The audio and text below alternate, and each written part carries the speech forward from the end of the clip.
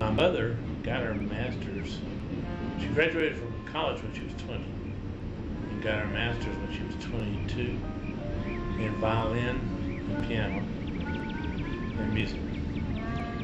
My father, though he never played, knew how to play, and he directed the choir and stuff like that. I have 3 brothers younger than me, Bill, Rick, and Marnie, who's the youngest. They all play guitar, and all of them write songs. And Bill's the doctor of clinical psychology. Rick is a CPA and a hospital administrator. And Marnie's got, I don't know how many initials after his name, in counseling and stuff like that. Master's in sociology, and has his Christian counseling.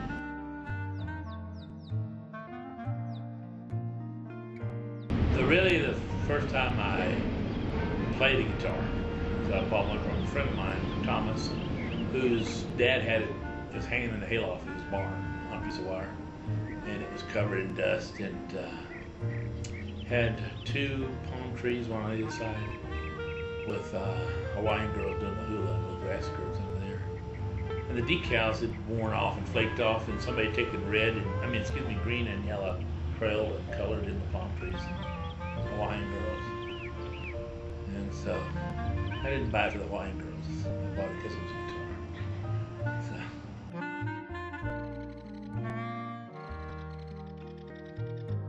I started teaching in England in 1964. I joined the service, and I was on the air base there, and a young girl had heard me playing in different places and asked if I would show her how to play guitar. So my first lessons cost $3 an hour, and I taught that young lady.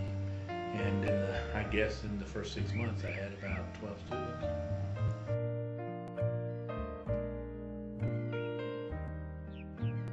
I moved to Beckham Hotel in 1989, and I saw the hotel, and I just thought it was such a great place. And so originally when I saw it, I visualized turning it into the East Texas Visual and Performing Arts Center. That was my dream. But like a lot of dreams, it costs too much money. You have to kind of revamp the dream as time goes on. But I do have, right now, 4 teachers, and we're running about 140 students a week through here.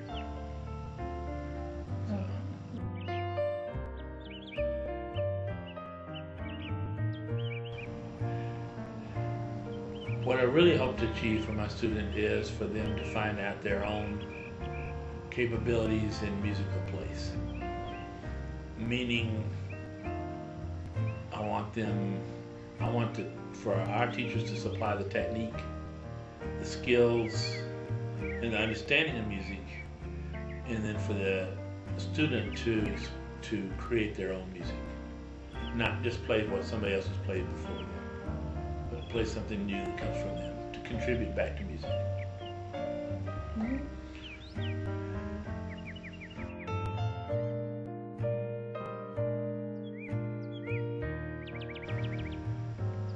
I'm sure there's a million interpretations of true musician.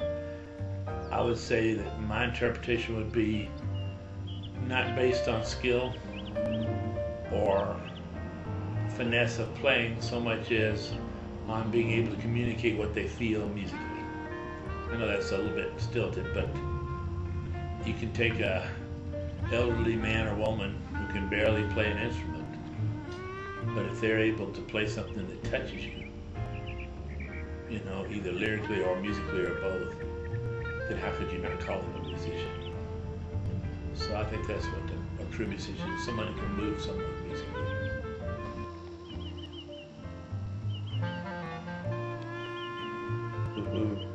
I've probably been in 25 bands.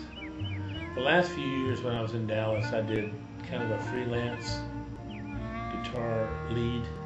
So if somebody needed a lead, they'd call me and I'd go work with them. And my ex-wife and I played together for about 8 years, 5 nights a week to 7 nights a week. And then I was with a band for 9 years since I've been in Minneapolis. We just broke up about a year ago. That was the band Jealousy Motel. Oh. And that was cello, guitar, and mandolin. And then I toured Italy in the late 90s with Adam Carroll, who's performing a lot now.